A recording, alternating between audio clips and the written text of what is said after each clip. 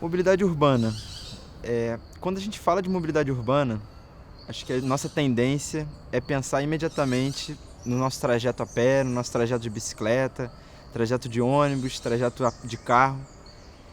E eu acho que essa é uma forma um pouco restrita da gente pensar o que é mobilidade urbana. Afinal, por que a gente está se deslocando na cidade? Por que a gente está usando a mobilidade urbana? Mobilidade urbana, no final das contas, é a necessidade de você acessar uma oportunidade. É você querer chegar em algum lugar, seja no seu trabalho, na sua escola, visitar algum parente, visitar algum museu, enfim, ir para algum lugar para encontrar seus amigos, as pessoas que você gosta. Esse conceito do acesso, de acesso a oportunidades no território, é o que realmente está por trás da mobilidade urbana e que vai gerar toda essa necessidade de deslocamentos na cidade, seja que a gente vai fazer de bicicleta, de carro, de transporte público ou a pé. Então, mobilidade urbana é mais do que de um ponto A ao ponto B, é realmente você ter essa necessidade de usar e acessar as oportunidades da cidade. Acho que para a gente pensar em como a mobilidade urbana impacta a cidade, a dinâmica da cidade, a gente tem que passar do individual para o coletivo, né? E aí que está o pulo do gato. A nossa decisão de viajar na cidade é uma coisa. A decisão de, no caso do Rio de Janeiro, 12 milhões na região metropolitana é outra. É importante a gente frisar que o transporte, o sistema de transporte, a mobilidade urbana, ela foi um dos moldadores, um dos elementos que ajudou a moldar as nossas cidades, né? Então, se a gente toma, por exemplo, o Rio de Janeiro, é uma cidade que cresceu ao longo das linhas de bonde, ao longo das linhas de trem. Os ônibus também ajudaram a dar uma capilaridade nesse território, expandir as possibilidades da população morar em outras áreas e ainda assim acessar as oportunidades que até então estavam concentradas no centro. Com o surgimento do automóvel, a cidade continua se expandindo ainda mais, né, porque o automóvel dá um pouco mais de flexibilidade, você não depende de um serviço, você tem uma autonomia, digamos assim, para ir acessar as oportunidades, sem que, no entanto, essas oportunidades tenham se diversificado ao longo desse território que estava sendo ocupado. Então, elas continuaram muito concentradas, principalmente nas áreas já desenvolvidas da cidade, no centro e em alguns outros bairros que tinham também um pouco mais de concentração de renda e concentração de oportunidades. E isso gera o que a gente hoje está vendo de deterioração das condições da mobilidade. E aí que entra realmente essa relação entre a mobilidade e a mobilidade urbana e a qualidade de vida, né? Em que você tem pessoas que continuam usando esses serviços que surgiram e que ajudaram a moldar as cidades, mas que estão cada vez mais afastadas das oportunidades, o que gera viagens cada vez mais longas, ruas cada vez mais vazias, cada vez pessoas andando mais em veículos motorizados, aumentando as emissões de poluentes locais e de gases de efeito estufa, e também, enfim, gerando outros impactos na nossa vida social, né? O tempo que você passa no transporte. Hoje, 1 a cada 4 pessoas passa mais de 1 hora por dia nos transportes no deslocamento na região metropolitana do Rio de Janeiro. É menos tempo que você está passando com a sua família. Claro que isso é na média, né? Então, assim, se você pega, tem pessoas que passam mais de 3 horas facilmente, enfim, perdendo uma grande parte do dia que poderia estar sendo dedicada para outras atividades, para o lazer e para a saúde também, né? A gente está parado nesses transportes durante muito tempo, infelizmente não ajudando a gente a realmente ter uma condição de vida melhor. O transporte público ele é importante principalmente porque ele é muito mais eficiente, muito mais economicamente viável e muito mais ambientalmente sustentável do que o transporte privado motorizado. Ainda assim, a nossa prioridade de políticas de governo, inclusive de valorização social, está completamente voltada para o automóvel privado, né? Então, uma pessoa que tem um carro, ela é vista como uma pessoa de sucesso, enquanto que uma pessoa que está usando transporte público está ainda pensando em como é que eu vou fazer para ter um carro ou uma moto e conseguir chegar lá. Então é uma questão que passa por uma mudança de cultura ainda que é extremamente necessária, porque realmente o transporte público é a chave para a gente ter uma cidade mais justa, mais eficiente, mais economicamente desenvolvida e mais sustentável. Enquanto que num ônibus cabe 60, 80 passageiros, num carro cabe até 4, sendo que na média do Rio é 1,2 passageiros por viagem. Então a gente realmente tem aí uma distância muito grande entre o que o carro oferece e o que o transporte público oferece. Além de que no transporte público existe algo que é muito bonito, mas que ainda é pouco valorizado, que é o encontro com o acaso. Cada vez mais a gente está se fechando em bolhas individuais, a gente está longe de todas as possibilidades que a cidade nos oferece, e o transporte público ele te convida a um encontro com o outro, com o inesperado, com pessoas que são diferentes de você, com pessoas que podem te trazer coisas interessantes.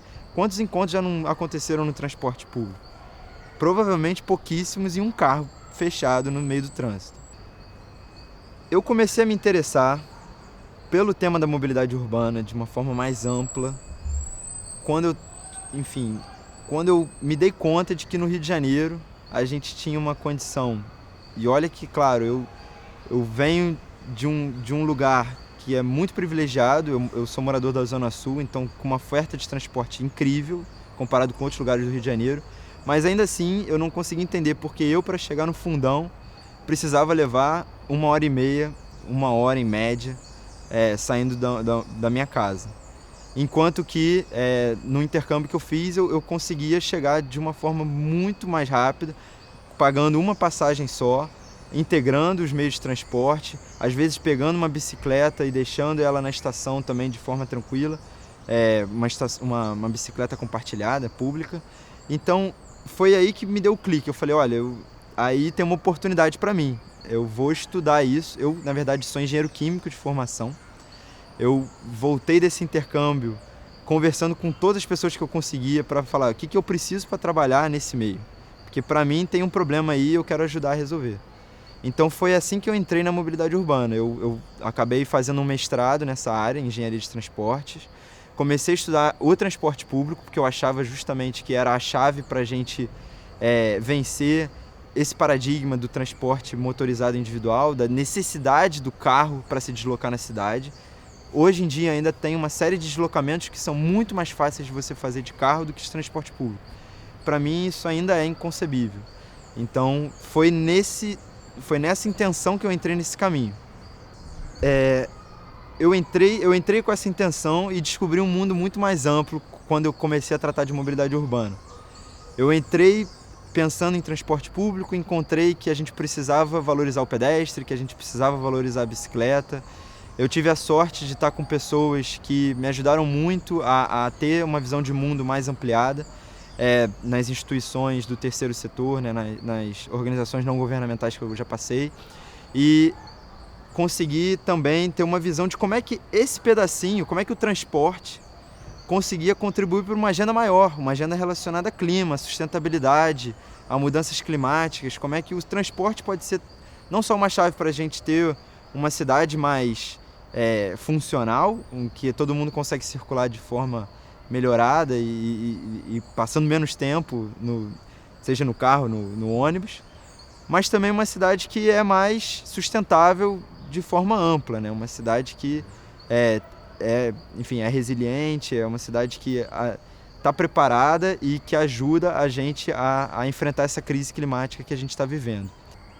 Quando a gente pensa em sistemas de transporte, em tecnologias de transporte, em modais de transporte, é comum a gente pensar, vou preferir um metrô, vou preferir um VLT, vou preferir um BRT, ou eu gosto do meu ônibus. A questão é que nenhuma dessas é excludente uma da outra. O que a gente precisa pensar é que, na verdade, elas têm que estar alinhadas, têm que estar integradas, coordenadas, para que a gente consiga oferecer o acesso, que é o que todo mundo está buscando, chegar até o seu destino de uma forma que seja ótima para a maior parte da população. Talvez não para todos, mas para a maior parte da população. E para isso a gente não vai ser possível ter uma linha saindo da sua casa até o seu destino final para todas as suas viagens. a gente vai precisar promover a coordenação entre os sistemas. No Brasil, a gente ainda tem uma oportunidade de integrar melhor, de ter uma ingerência pública, né, uma autoridade de transporte que ajude a coordenar melhor esses sistemas, seja o metrô, seja o VLT, seja o BRT, seja os ônibus, e cada um desempenhar o seu papel, seja de acesso mais local, de acesso mais regional, de conexão entre bairros, de alimentação de um sistema para o outro. Realmente, os sistemas de trilhos, eles têm uma capacidade incrível de oferecer não só qualidade, mas também quantidade de assento, né, de viagem, de deslocamento, de receber uma quantidade enorme de pessoas. Mas existem sistemas de ônibus também, como sistemas de BRT, que já se provaram também como bons exemplos de corredores para dar uma mobilidade mais eficiente nas nossas cidades. A questão passa por bons projetos que estejam integrados entre si.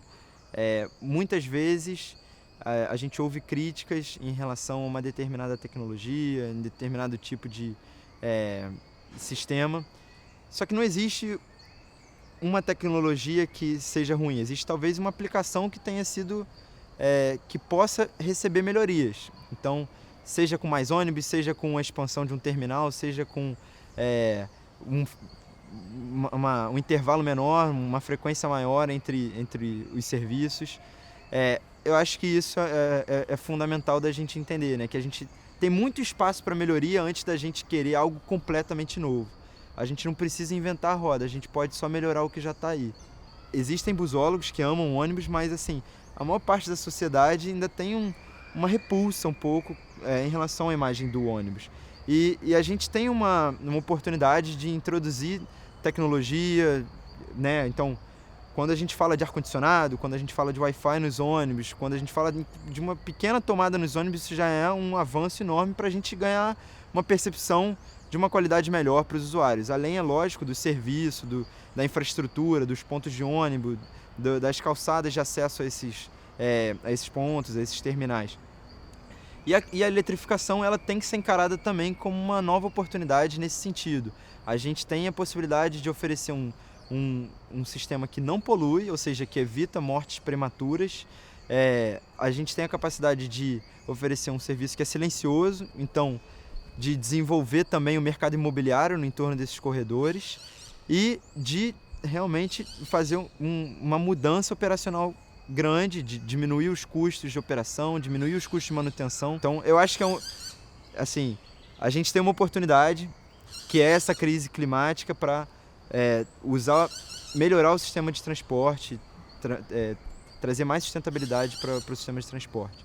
E eu espero que isso se rebata nesses nossos sistemas que a gente tem aqui, não só no Rio, como no Brasil como um todo. Me chamo Gabriel Oliveira e eu estou participando do projeto Pioneiros.